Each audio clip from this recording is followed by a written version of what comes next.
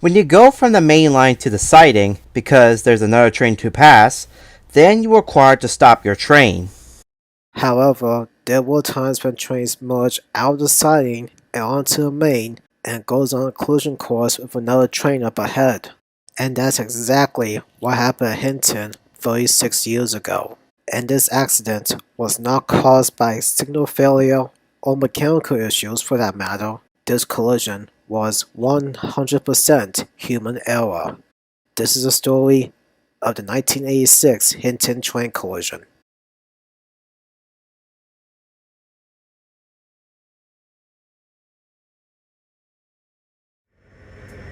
On February 8, 1986, Canadian National 413 was making its way towards the Edson station for a crew change before the train can continue its journey towards Jasper. Today's 413 was a monster. The train had 3 engines and around 114 cars, with GB38-2W number 5586 and 2 ST40-2s, 5062 and 5104. 413 soon arrives at the Edson station. On this run between Edson and Jasper, engineer Jack Hudson and brakeman Mark Edwards will be riding the lead locomotive, while conductor Wayne Smith, known as Smitty, will be riding the caboose. The crew members did not get that much sleep, including engineer Hudson, who went off duty at 11 p.m. last night, and he's on duty again after getting 3 hours of sleep. We'll get back to that later. Hudson and Edwards got on board while the train was slowing down. According to CNCOD, or Code of Conduct, this is illegal. But regardless, they want to begin their trip ASAP. While the train was still slowing down, Smitty keeps a close eye on the freight cars to make sure there's absolutely nothing wrong with them.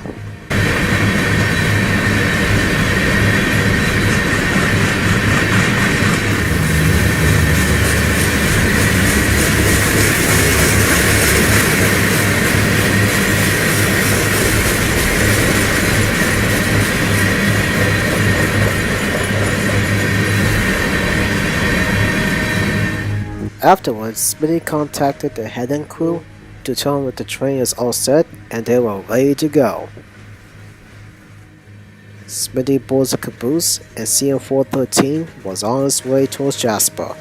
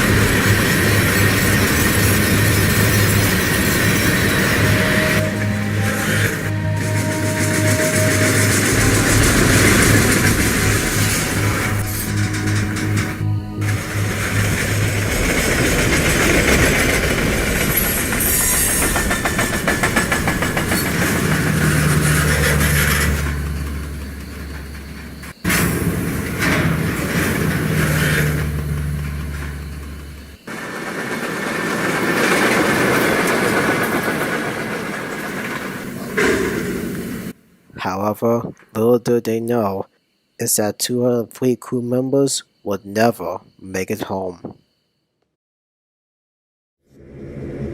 Meanwhile, at the Hinton station, V-Rail train number 4, the Supercontinental Esquina, was at the station picking up passengers before it continues on its trips towards Edmonton. The train consisted of V-Rail FB7 6566, F9B 6333, a baggage car, a coach, a dome car number 513, 2 sleeping cars, FP9 6300, which was not in operations, a steam generator car, another baggage car, another coach car, a lounge car, another sleeping car, and finally another steam generator car.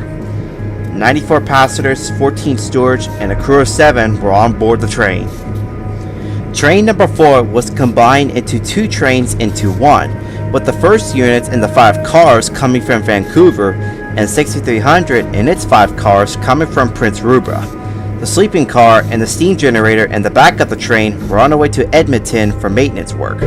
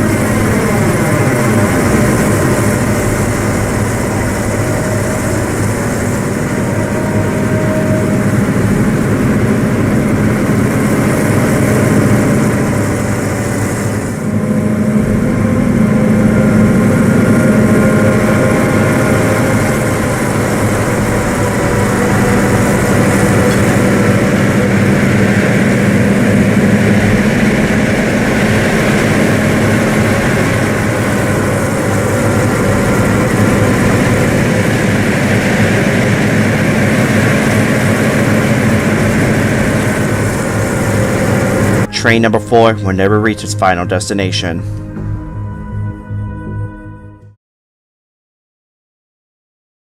CM413 and Vigo number 4 were closing in on each other as the sun was rising.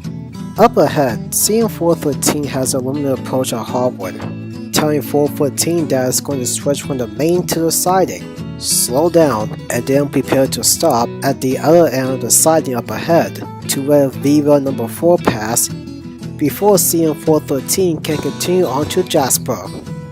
Before Viva number 4 departed Hinton, Jack Hudson told Smitty that they have no limited approach at Harwood. Smitty then announces on the radio that 413 has a limited approach at Harwood. Those were the last words those men would ever exchange to each other. What was going on inside the cab next will forever be a mystery. As V-Rail number 4 was cruising down through Hinton, some passengers and the hidden crew saw a triangle of lights up ahead. They soon realized it was actually CM413 heading straight towards them on the same track. So the engineer of the V-Rail immediately applied the emergency brakes. Then disaster struck.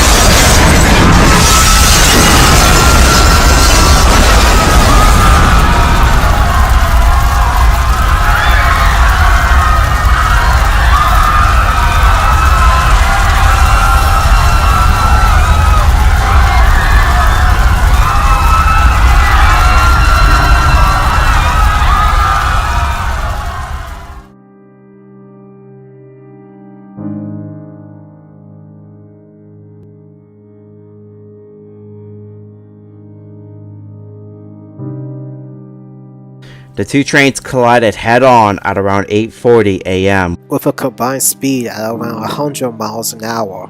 The lead locomotive's cabs and faces of both trains were completely obliterated at first, and their engine bodies ended up being completely destroyed after. F9B 6633 It was thrown upwards by the baggage car before also being completely destroyed along with the two CN SD40-2s.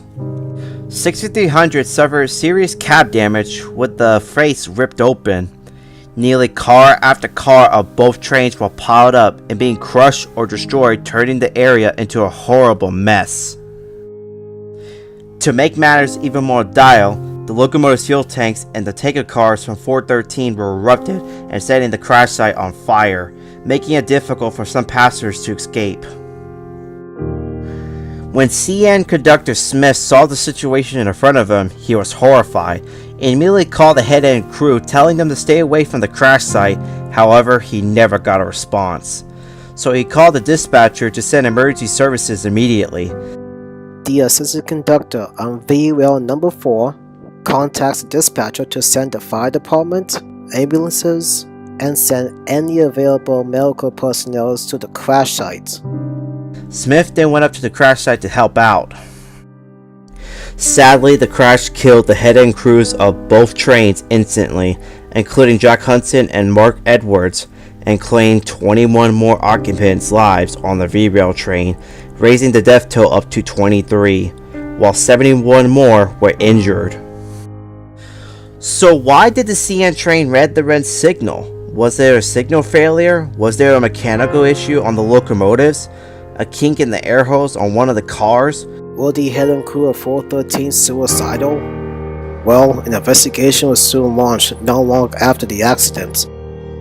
They ruled out signal failures, mechanical issues, among other things. So what was the culprit?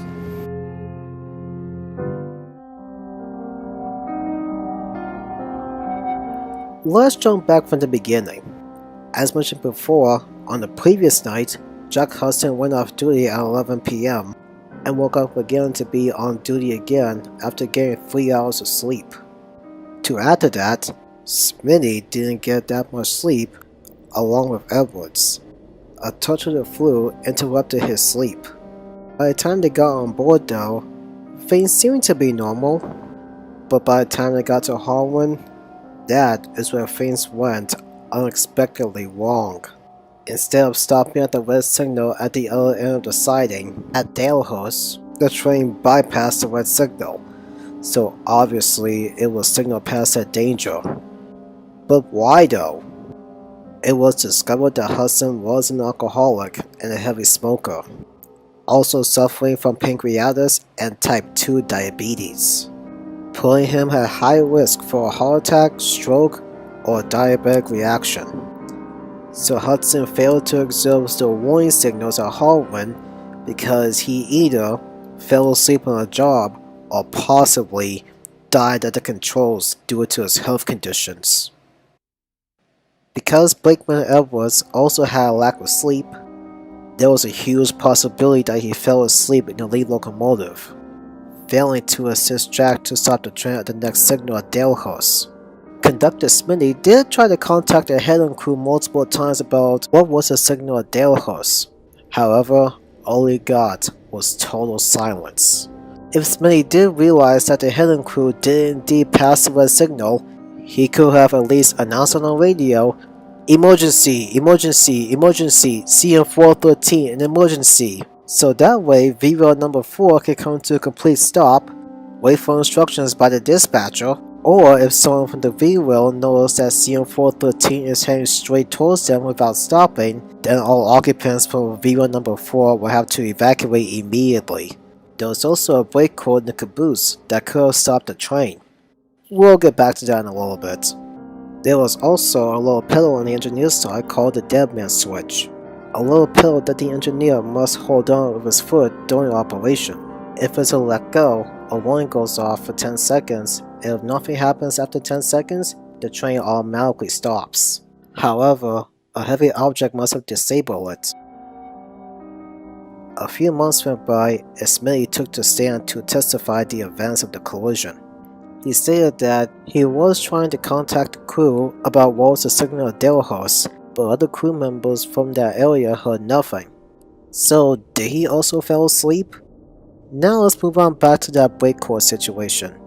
He was also asked why he never pulled a brake cord in the caboose to stop the train, and Smitty stated that he thought his train was still in complete control, when in reality, it was not in complete control.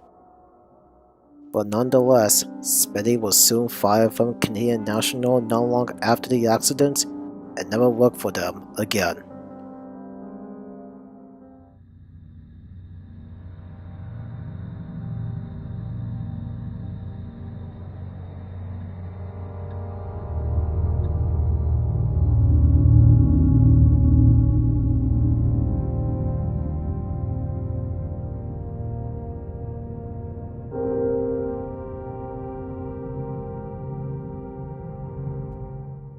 Indiana VRAIL 6566, 6633, CN 5586, 5062, and 5104 were all destroyed, and what's left of them were scrap.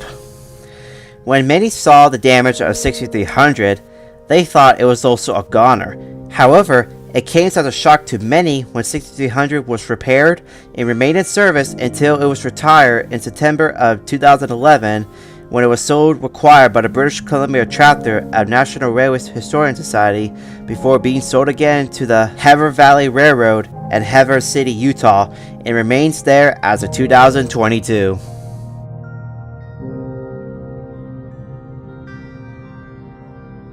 It's been 36 years since this collision occurred, but despite this, the Hinton Train Collision remains as one of the worst accidents in Canadian railroading history.